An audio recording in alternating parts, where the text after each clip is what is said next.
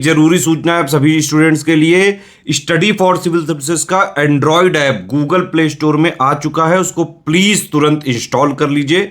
और अगर आप स्टडी फॉर सिविल सर्विसेज के सिर्फ ऐप से कोई भी कोर्स, कोई भी पीडीएफ परचेस करते हैं तो उसमें अप्लाई कूपन, अगर आप ज्ञान सर जो है आप उसमें अप्लाई करते हैं, ये कूपन कोड है, तो उसमें 20% फीस तुरंत माफ हो जाएगी। मतलब 20% डिस्काउंट तुरंत उसमें लग जाएगा। ज्ञान सर लिखना है, नॉर्मली ज्ञान सर, स्मॉल लेटर में है सब कुछ, कोई स्पेस नहीं, कोई कॉलम नहीं, सिर्फ ज्ञान सर, GYANSIR। इस तरह से अगर कूपन कोड लगाते हैं आप ऐप में बाई करने से पहले, जो अप्लाई कूपन वाले में आता है, तो 20% का डिस्काउंट तुरंत मिलेगा। वीडियो देखिए। नमस्कार दोस्तों, आज की इस कंपटीशन भरे दौर में लाखों युवा या तो एसडीएम पोस्ट की तैयारी कर रहे हैं या उन्होंने आंखों में सपना लिया है कि भविष्य में एसडीएम पोस्ट की तैयारी करेंगे और इसे प्राप्त करेंगे। तो इस वीडियो में हम समझेंगे एसडीएम की जॉब प्रोफाइल क्या होती है, इन्हें ट्रेनिंग कैसे दी जाती है, इनको वर्क और पावर कितना मिलता है, प्रमोशन क्या होता है, और सबसे बड़ा जो की फैक्टर होता है लोगों को अट्रैक्ट करता है अपनी ओर, मिलने वाली सैलरी कितनी होती है। देखिए, आपका एम चाहे जो भी हो, आपने जो भी टारगेट सेट किया है, जो भी गोल सेट किया है, उसके बारे में आपको एक एक बिंदु पता होनी चाहिए कि भविष्य में अगर हम इस पोस्ट को प्राप्त करते हैं तो क्या चैलेंजेस हमारे सामने आएंगी, क्या सुविधाएं हमें मिलेंगी और कैसी पावर हमको देखने के लिए मिलेगी। तो चलिए समझते हैं आज एसडीएम के बारे में। 3 लेटर्स का जो पोस्ट दिखता है एसडीएम, ये इसका पूरा नाम होता है सब डिविजनल मजिस्ट्रेट। देखिए, एसडीएम का पद एडमिनिस्ट्रेटिव और जुडिशियल दोनों होता है, मतलब इन्हें प्रशासनिक और न्यायिक दोनों कार्य दिए जाते हैं। तो अब समझते हैं कि प्रशासनिक और न्यायिक काम में कौन कौन से शक्तियां इन्हें प्राप्त होती हैं। देखिए, एसडीएम को उप प्रभागी न्यायाधीश का नाम दिया जाता है, ये उप प्रभागी न्यायाधीश होते हैं। अब एसडीएम का चयन कैसे होता है, कौन से फॉर्म को फिल करके आप एसडीएम के पोस्ट को प्राप्त कर सकते हैं। तो दोस्तों देखिए, अलग अलग स्टेट से स्टेट पीसीएस एग्जाम होते हैं। जैसे अगर आप उत्तर प्रदेश से हैं तो आपको यूपी पीसीएस का एग्जाम देना पड़ेगा। अगर आप मध्य प्रदेश से हैं तो एमपीपीएससी का एग्जाम देना पड़ेगा। अगर आप बिहार से हैं तो बीपीएससी का एग्जाम देना पड़ेगा। अलग अलग स्टेट के अलग अलग स्टेट पीसीएस के एग्जाम होते हैं, जिन एग्जाम को क्रैक करके आप एसडीएम के रैंक को प्राप्त कर सकते हैं। अगर आप उत्तर प्रदेश से आप यूपीपीएससी का एग्जाम देंगे। यूपीपीएससी के एग्जाम में चयनित होने के बाद आपकी ट्रेनिंग जो होने वाली, ये ट्रेनिंग होगी UP academy of administrative and management Aliganj, ये लखनऊ में आपकी ट्रेनिंग चलेगी। ट्रेनिंग पूरा होने के बाद आपको प्रोबेशनरी ऑफिसर के तौर पर नियुक्ति दी जाएगी। प्रोबेशन पीरियड पूरा होने के बाद आप एसडीएम रैंक को प्राप्त करेंगे। और जब आप एसडीएम बन जाएंगे तो आपको कौन कौन से काम करने होंगे और क्या क्या पावर मिलेंगे, तो चलिए समझते हैं। देखिए, इसमें आपको एडमिनिस्ट्रेटिव और लॉ एंड ऑर्डर, देखिए हमने पहले ही बताया कि ये एडमिनिस्ट्रेटिव एंड जुडिशरी दोनों प्रकार के पोस्ट होते हैं। तो इसमें सबसे पहला काम आपका होता है एडमिनिस्ट्रेटिव, मतलब जो प्रशासनिक कार्य, इसमें आपको लॉ एंड ऑर्डर को बैलेंस करना होता है। अब आप कहेंगे कि लॉ एंड ऑर्डर तो बैलेंस करना पुलिस का काम होता है, मतलब हर चीज़ पुलिस देखती कि नियम कानून बना रहे। तो देखिए, जो पुलिस देखती है ना, इसमें वो एसडीएम के ऑर्डर या फिर डीएम के ऑर्डर के आदेश पर ही ये काम करते हैं।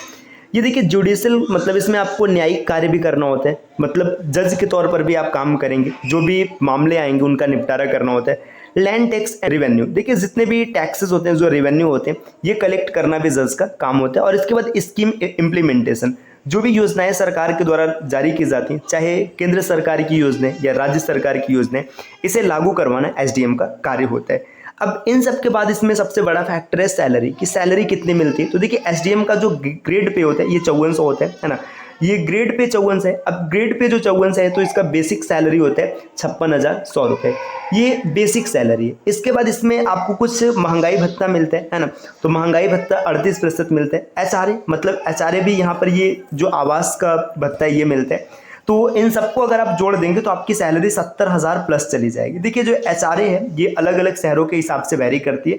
अगर आप सरकारी आवास लेते हैं तो आपको एचआरए नहीं मिलेगा।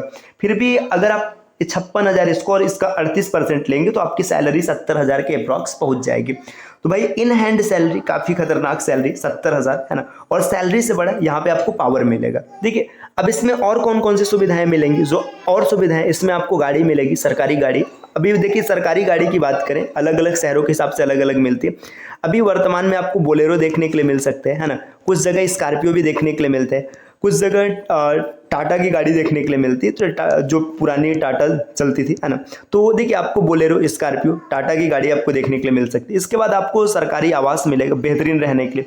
आपको सिक्योरिटी मिलेगी, है ना, सिक्योरिटी में आपके साथ पुलिस रहेगा, आपको नौकर मिलेंगे। देखिए जो लाइट बिल है ये आपका जिस आवास में रहेंगे सरकार पे करेगी। आपके टेलीफोन का जो बिल आता है ये सरकार के द्वारा दिया जाएगा। ऑफिशियल जर्नी अगर आप करते हैं, मतलब ऑफिस के काम से कोई यात्रा करते हैं, तो उसका जो बिल आएगा ये भी सरकार के द्वारा चुकाया जाएगा। इसके बाद देखिए लीव फॉर हायर स्टडी, ये सबसे बड़ा इसका प्लस पॉइंट है। हायर स्टडी का मतलब जैसे आप एसडीएम है, अगर इसके बाद आप यूपीएससी की प्रिपरेशन करना चाहते हैं अर्थात डीएम बनना चाहते हो, तो यहाँ पर आपको छुट्टी भी मिलेगी। आप अपने पढ़ाई को आगे बढ़ाने के लिए आपको छुट्टी भी मिल सकती है। तो भाई ये काफ़ी अच्छी चीज़ यहाँ पर देखने के लिए मिलती है। इसके बाद देखिए अब इन सब के बाद नंबर आता है प्रमोशन का। तो आपकी प्रमोशन आपको कैसे मिलेगा? देखिए प्रमोशन की अगर बात करेंगे तो स्टेट पीसीएस और यूपीएससी एग्जाम में प्रमोशन का सीधा सीधा लिंक होता है एज से। आप किस एज में सिलेक्शन लेते हैं। अगर आपका सिलेक्शन कम है, जैसे मान के चलेगा 21, 22 या फिर मतलब 23, 24 के आसपास, इन सब एज में अगर आपका सिलेक्शन हुआ है तो ज़्यादा चांसेस है कि आप एसडीएम से डीएम रैंक को प्राप्त करेंगे। खैर ये मतलब ज़्यादातर केसेस में नहीं होता है। अब मान के चलिए अगर आपका सिलेक्शन 25, 26, 30 के आसपास हुआ है तो आप देख लीजिएगा कि आप किस रैंक को प्राप्त करेंगे।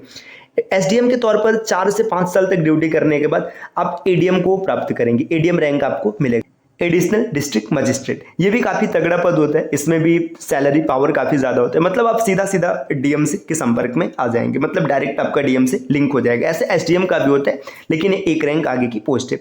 एडीएम के पोस्ट पर आप 6 से 7 साल तक अगर जॉब करते हैं, 6 से 7 साल तक जॉब करने के बाद आप सीडीओ, है ना, चीफ डेवलपमेंट ऑफिसर की रैंक पर सेलेक्ट हो जाएंगे।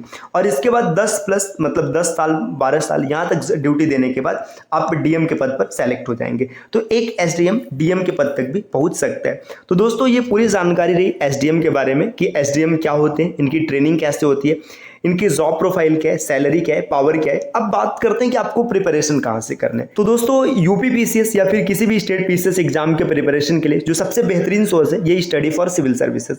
आपको भटकने और टाइम बर्बाद करने की आवश्यकता नहीं है।